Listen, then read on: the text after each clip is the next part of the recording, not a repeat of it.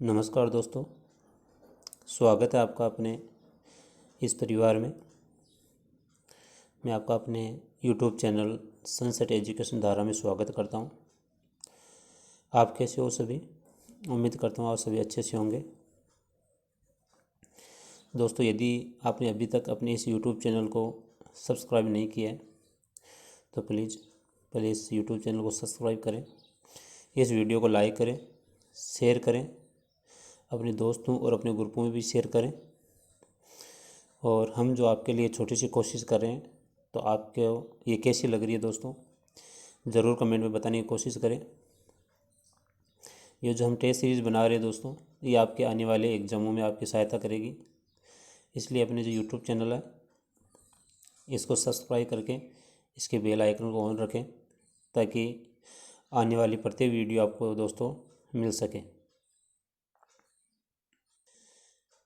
आज की जो सामान्य विज्ञान की टेस्ट सीरीज़ है दोस्तों, ये आनुवांशिकी जो टॉपिक दे रखा है आपका, उस आनुवांशिकी से संबंधित है।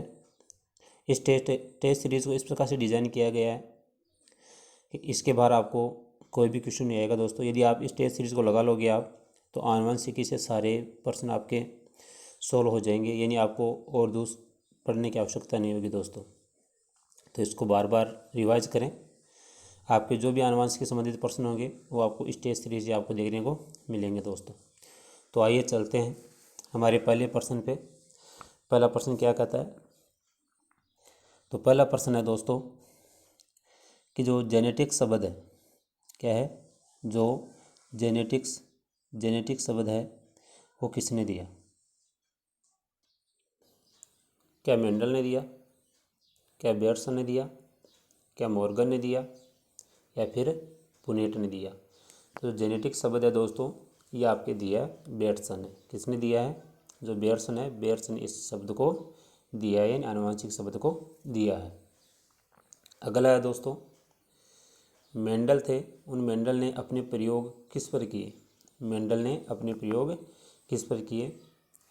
क्या वो मीठे प्रकार के मटर थे, या फिर जंगली मटर थे, या उद्यान मटर थे, या उपयुक्त सभी थे? तो ये तो सभी को पता है कि मेंडल ने जो अपने प्रयोग किए थे वो मटर पे किए थे।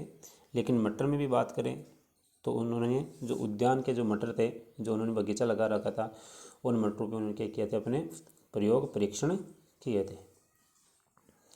मेंडल का पूरा नाम दोस्तों ग्रेगर जॉन मेंडल है, जो आपके ऑस्ट्रिया के रहने वाले थे। आइए अगले प्रश्न पे चलते हैं। आनुवंशिकता एवं विभिन्नताओं के अध्ययन की जो शाखा है उसको क्या कहते हैं? आनुवंशिकता और उससे संबंधित जो विभिन्नताएं हैं उनके अध्ययन को, यानी उनकी स्टडी की जो शाखा है उसको क्या कहते हैं?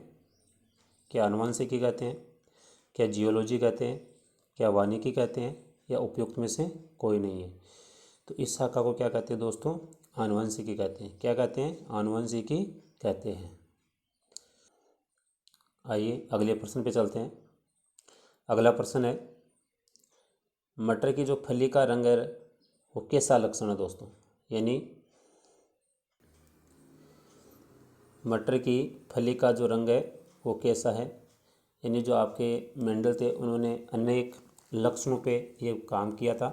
तो उसमें से एक लक्षण था मटर की जो फली का रंग है, यानी जो हरा रंग है, वो कैसा लक्षण था? क्या वो प्रभावी था, क्या अप्रभावी था, सहप्रभावी था, या अपूर्ण प्रभावी था?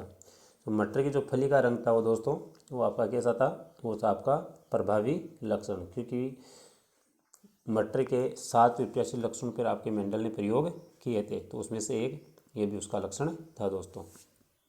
अगला है, सामान्यतः किसी जीन के कितने युग्म विकल्पी होते हैं?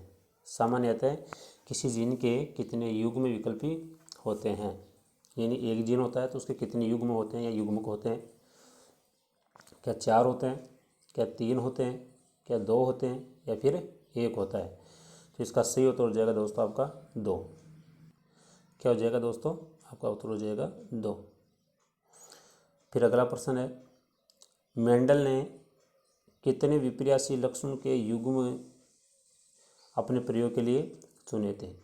अभी बात हुई थी कि जो मेंडल थे अपने कितने विपर्यासी लक्षण थे जो उन्होंने प्रयोग के लिए चुने। क्या 34 थे, क्या 2 थे, क्या 12 थे या फिर 7 थे? तो ये विपर्यासी लक्षण थे, उनकी संख्या थी दोस्तों 7। कितनी थी? 7 लक्षण थे जिन पे आपके ग्रेगर जॉन मेंडल ने क्या किए थे? प्रयोग किए थे। अगला प्रश्न है दोस्तों, उद्यान मटर का वैज्ञानिक नाम क्या होता है? जो उन्होंने मटर काम में लिया था, उद्यान मटर काम में लिया था, उसका वानस्पतिक नाम या वैज्ञानिक नाम क्या होता है? क्या पायसम सेटाइम होता है, मेजिफेरा इंडिका होता है, जिया मेज होता है या फिर ओराइजा सेटाइवा होता है? तो उद्यान मटर है, उसका जो वैज्ञानिक नाम है दोस्तों वो होगा आपका पायसम सेटाइम। क्या होगा? पायसम सेटाइम। और जो मेजिफेरा इंडिका है ये आपका हो जाएगा दोस्तों आम का। किसका हो जाएगा? आम का हो जाएगा। फिर अगला प्रश्न है दोस्तों, आनुवंशिकी का जो जनक है वो किससे कहते हैं? आनुवंशिक का जनक किससे कहा गया है? क्या मेंडल को कहा गया है, क्या टेटम को कहा गया है, क्या मॉर्गन को कहा गया है या इनमें से कोई नहीं है? तो आनुवंशिक का जनक जिन्होंने सबसे पहले आनुवंशिका का अध्ययन किया या जिन्होंने इन पर प्रयोग किए वो थे आपके मेंडल। तो इसलिए आनुवंशिक का जनक है वो भी आपका क्या होगा? मेंडल ही होगा। अगला प्रश्न है दोस्तों, मेंडल ने अपने प्रयोग के लिए किस विपर्यासी लक्षण को नहीं चुना? यानी ये कह रहा है कि जो उसने 7 लक्षण लिए थे उस 7 लक्षण में कौन सा लक्षण नहीं है जिसका प्रयोग आपके मेंडल ने नहीं किया था? क्या जड़ का रंग, क्या पुष्प का रंग, क्या बीज का रंग या फली का रंग? तो इसका सही उत्तर हो जाएगा दोस्तों आपका जड़ का रंग। क्या हो जाएगा? जड़ का रंग। उस मेंडल ने इससे किसी प्रकार के लक्षण की कोई बात नहीं की थी। उन्होंने पुष्प का रंग है, पुष्प की स्थिति है, फली का रंग है, फली का आकार है, बीज का रंग है, बीज का आकार है और पौधे की लंबाई है। तो ऐसे 7 लक्षण थे जिनकी उन्होंने बराबर उसका अध्ययन किया था या उनके ऊपर प्रयोग किए थे दोस्तों।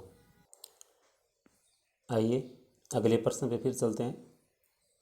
अगला प्रश्न है दोस्तों, मेंडल थे तो मेंडल के जो नियम थे उन नियमों की पुनर्खोज किसने की थी? यानी जब मेंडल ख़त्म हो गए तो उस टाइम उनके प्रयोगों में इतना क्रेज़ नहीं था, लोग जानते भी नहीं थे। और फिर क्या हुआ, 3 ऐसे वैज्ञानिक हुए जिन्होंने क्या किया, इन मेंडल के नियमों की पुनः खोज की, जिससे क्या कहते हैं? मेंडलवाद भी कहते हैं। क्या कहते हैं? मेंडलवाद भी कहते हैं। तो इनमें से तीनों वैज्ञानिक थे, Hugo de Vries, Karl Lorentz, Erich von Tschermak और उपयुक्त सभी। तो इसका सही उत्तर हो जाएगा दोस्तों आपका उपयुक्त सभी। यानी मेंडल के नियमों की पुनर्खोज करने वाले हुगो डे व्रीज, कार्ल लोरेंत्ज और एरिक वॉन शेरमैक, ये तीनों वैज्ञानिक थे दोस्तों। अगला है, आनुवंशिक लक्षणों का एक पीढ़ी से दूसरी पीढ़ी में स्थानांतरण या संचरण क्या कहलाता है? आनुवंशिक लक्षणों का एक पीढ़ी से दूसरी पीढ़ी में संचरण क्या कहलाता है? क्या वंशागति कहलाती है, क्या आनुवंशिकी कहलाती है, क्या वानिकी कहलाती है या फिर उपयुक्त में से कोई नहीं है? तो आनुवंशिक लक्षणों का एक पीढ़ी से दूसरी पीढ़ी में जो संचरण होता है उसको दोस्तों कहते हैं वंशागति। क्या कहते हो आप? वंशागति कहते हैं, हेरिडिटी कहते हैं। और हेरिडिटी जो शब्द है उसका उपयोग किया था या उस शब्द का प्रतिपादन किया था आपके स्पेंसर ने। किसने किया था? स्पेंसर ने। अगला है दोस्तों, जब F1PD का संकरण किसी भी एक जनक से कराया जाता है तो उसे क्या कहते हैं? यानी 2 पीढ़ी होती है, एक आपकी F1PD होती है और एक आपकी F2PD होती है। जब जनकों के मध्य होता है जो संकर प्राप्त होता है उसको F1PD कहते हैं। और फिर F1PD का स्वपरागण करवाया जाता है तो प्राप्त होने वाली पीढ़ी क्या कहलाती है? आपकी F2PD यानी फीनियल सेकेंड कहलाती है दोस्तों। तो ये कह रहा है जब F1PD का संकरण किसी भी एक जनक से कराया जाता है तो उसे क्या कहते हैं? क्या युद्धक्रम संकरण कहते हैं, क्या टेस्ट संकरण कहते हैं, क्या उसको संकर पूर्व संकरण कहते हैं या उपयुक्त सभी कहते हैं? तो जब किसी भी जनक से कराया जाए तो उसको कहते हैं आपका संकर पूर्वज संकरण। क्या कहते हैं दोस्तों? संकर पूर्वज संकरण कहते हैं। और टेस्ट संकरण या परीक्षण संकरण की बात करें तो उसमें दोस्तों क्या करते हैं? F1PD का क्या करते हैं? अप्रभावी जनक से करवाते हैं। किससे करवाते हैं? अप्रभावी जनक से करवाते हैं।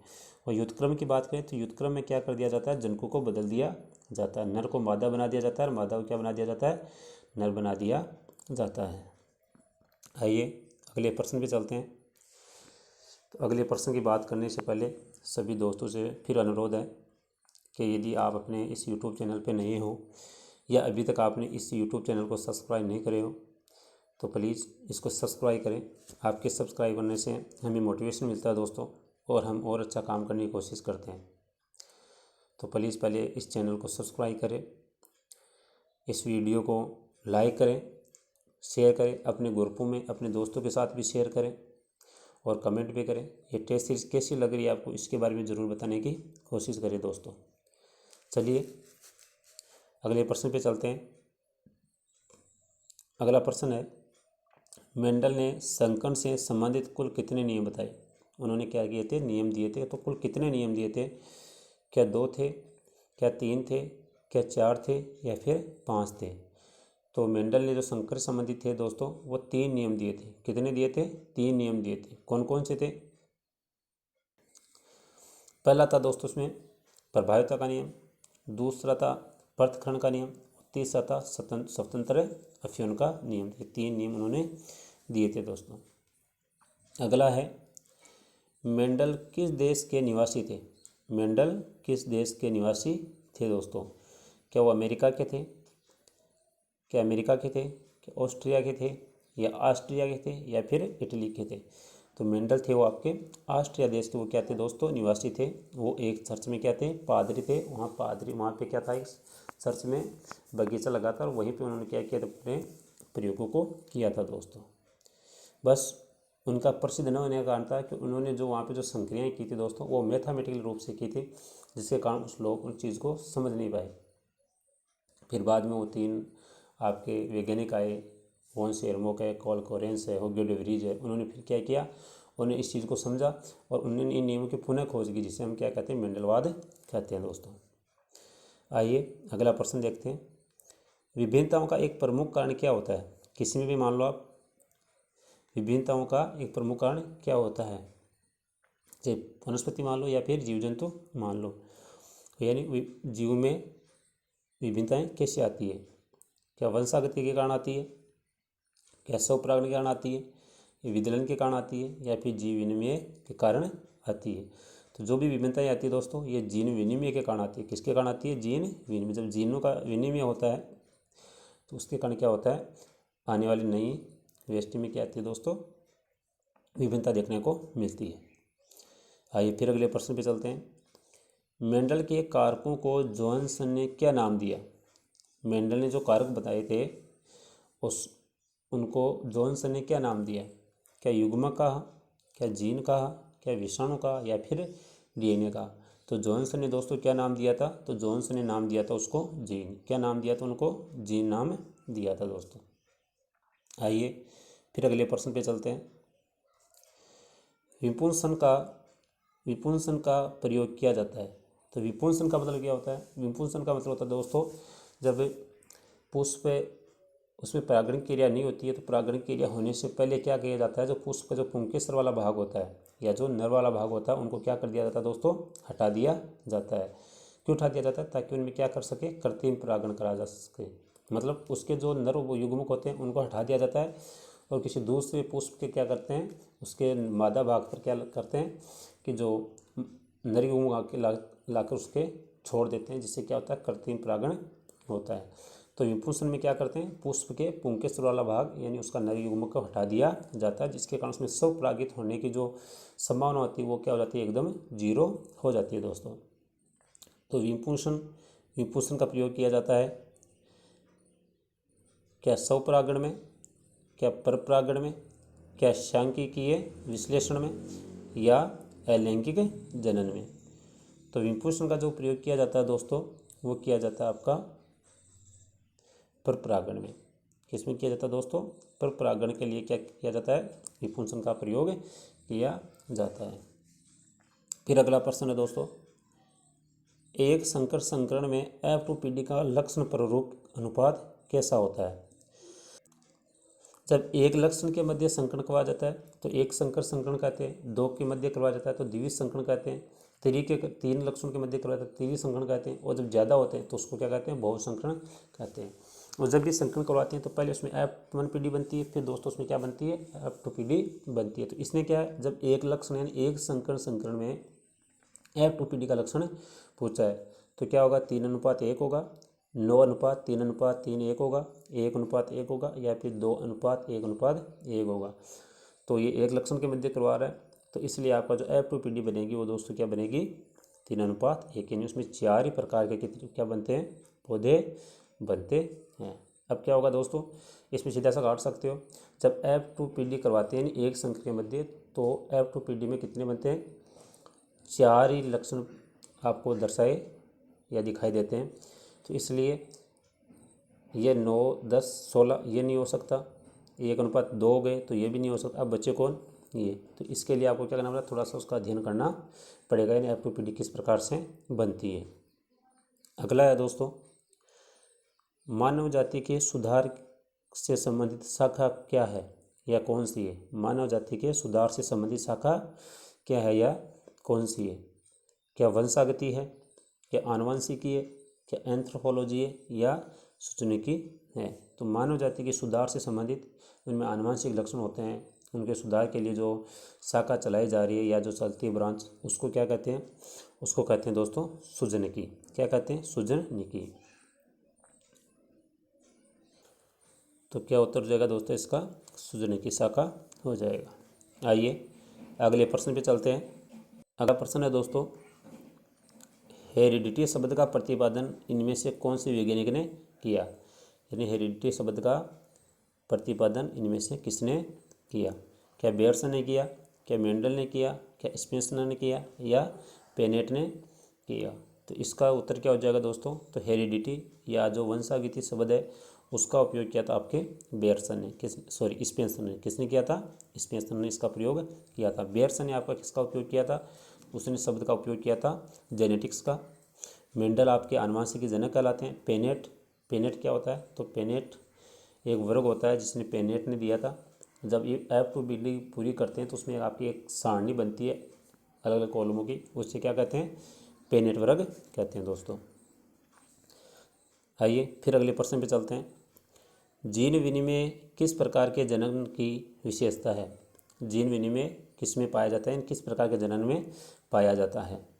क्या लैंगिक जनन में पाया जाता है, क्या अलैंगिक जनन में पाया जाता है, क्या कायिक जनन में पाया जाता है, या फिर मुकुलन में पाया जाता है। तो जो जीन विनिमय होता है दोस्तों, ये पाया जाता है आपका जो लैंगिक प्रकार का जो जनन होता है, उस लैंगिक प्रकार के जनन में ये दोस्तों पाया जाता है। तभी हम देखते हैं कि जो बहुकोष के जीव होते हैं उनमें क्या पाया जाता है दोस्तों, लैंगिक जनन पाया जाता है। और उनमें हम देखते हैं कि उनमें अनेक प्रकार की विभिन्नताएं पाई जाती है। हम देखते हैं जैसे इंसानों में आप कुछ अपवाद होते हैं, लेकिन आप किसी भी इंसान को देख लो आपको उसकी सेम शक्ल नहीं मिलती है। उसके पीछे कारण यही होता है कि उनमें जीनों का क्या होता है, विनिमय होता है, जिसके कारण क्या होता है दोस्तों, उनमें अनेक प्रकार की विभिन्नताएं पाई जाती है। और इन विभिन्नताओं का आना भी ज़रूरी है, तभी कोई जीव होता है वो आपके आने वाले जो पर्यावरण है उसमें अपने आप को क्या कर सकता है दोस्तों, सर्वाइव कर पाता है। आइए अगला प्रश्न देखते हैं। द्वितीय संकरण में F2PD का लक्षण प्ररूप अनुपात होता है। द्वितीय संकरण में F2PD का लक्षण प्ररूप अनुपात होता है। अब दोस्तों द्वितीय संकर की बात की, मतलब दो लक्षणों के मध्य क्या करा रहा है, संकरण करवा रहा है। तो F2PD के बाद में क्या होगा, स्वपरागण होगा। F1PD के बाद में क्या होगा, स्वपरागण होगा। फिर आपके पास क्या बनेगी, F2PD बनेगी। अब जब दो की बात करता है तो उसमें पौधे बनते हैं आपके लगभग 16। कितने बनते हैं, 16। F1 के करवाते हैं, जब एक संकर के मध्य करवाते हैं तब 4 बनते हैं। जब दो संकर के करवाते हैं तो F2PD में कितने पौधे बनते हैं, 16। तब इसमें आप काउंट कर सकते हो, इसमें कितने, 1 2 3 4, तो ये कैंसिल हो गया। 9 3 12, 12 3 15, 16 ये हो सकता है। इसको देखें, 1 2 3 3 6 6 4 10, ये भी नहीं होगा। 1 2 3 4 5, तो ये भी नहीं होगा। तो इसका सही उत्तर क्या हो जाएगा, यानी द्वितीय संकर संकरण में F2PD का लक्षण प्ररूप कितना होगा दोस्तों, तो ये होगा आपका 9:3:3:1 होगा दोस्तों। तो ये थी दोस्तों आज की आपकी टेस्ट सीरीज। कैसी लगी ज़रूर कमेंट में बताना। और यदि किसी प्रश्न में आपको डाउट हो तो आप प्लीज़ पूछ सकते हो, आपका उसका उत्तर दिया जाएगा। क्योंकि जब क्लास कंप्लीट हो जाती है तो मैं आपके प्रत्येक कमेंट को रिव्यू करता हूँ। तो कैसे लगी आपको ये टेस्ट सीरीज़ ज़रूर बताना। इसमें आपका जो आनुवंशिक का टॉपिक था उसको हमने पूरा कंप्लीट किया है दोस्तों। इस टेस्ट सीरीज आनुवंशिक की इस टेस्ट सीरीज लगाने के बाद दोस्तों आपको और मैटर पढ़ने की आवश्यकता नहीं होगी। जो भी आनुवंशिक का जो प्रश्न बनेगा दोस्तों इसी टेस्ट सीरीज से बनेगा, ये मैं दावे के साथ कह सकता हूँ। आपको इसके अलावा और कुछ पढ़ने की आवश्यकता नहीं है। और आपकी जो टेस्ट सीरीज है दोस्तों राजस्थान जीके से संबंधित और जो सामान्य ज्ञान की है ये आपकी ऐसे अनवर चलती रहेगी और आपके लिए फ्री ऑफ कॉस्ट रहेगी। और हम थ्योरी की क्लास है उसके ऊपर भी विचार कर रहे हैं, थोड़ा सिस्टम आपका सेट नहीं हो रहा है। तो जैसे ये सिस्टम सेट होता है या जो टाइम मिलेगा तो उसके अनुसार आपकी थ्योरी की क्लास भी शुरू कर दी जाएगी। तो इसलिए अपने इस यूट्यूब चैनल पे बने रहें। और यदि आपने अभी तक अपने इस यूट्यूब चैनल को सब्सक्राइब नहीं किया है तो पहले सब्सक्राइब करें और इस वीडियो को अपने दोस्तों के साथ शेयर करें, ग्रुपों में शेयर करें। और जो भी कोई पर्सन हो दोस्तों वो आप पूछ सकते हो। तो आज के लिए इतना ही रखते हैं दोस्तों, कल फिर मिलते हैं। कल आपकी राजस्थान जीके की क्लास होगी, तो कल फिर मिलते हैं इसी टाइम पे। आज के लिए इतना ही दोस्तों, धन्यवाद।